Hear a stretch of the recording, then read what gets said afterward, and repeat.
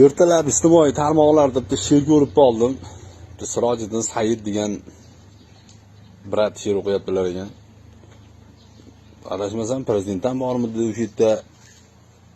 12 ta viloyat ham turuvdi o'sha yerda adashmasam onlayn.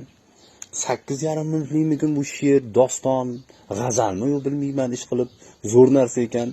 Odamni ilhomlantirib yuborar ekanda, Keyin men ham ilhomlanib ketdim, yozardim.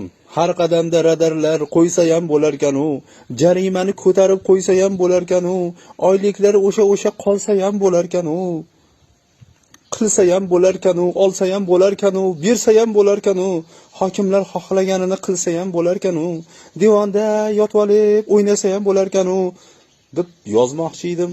Endi unaqa iste'dod bizda yo'q-da, o'shaning uchun she'rni shoirlar yozaversa. Bunaqasi bizlarda bo'lmagandir hech qachon. El holini el kezib, bilsa bo'lar ekan-ku, qilsa bo'lar ekan-ku. Hukmdor bedor bo'lsa, millat gullar ekan-ku, el yurt bilar ekan-ku, qilsang bo'lar ekan-ku.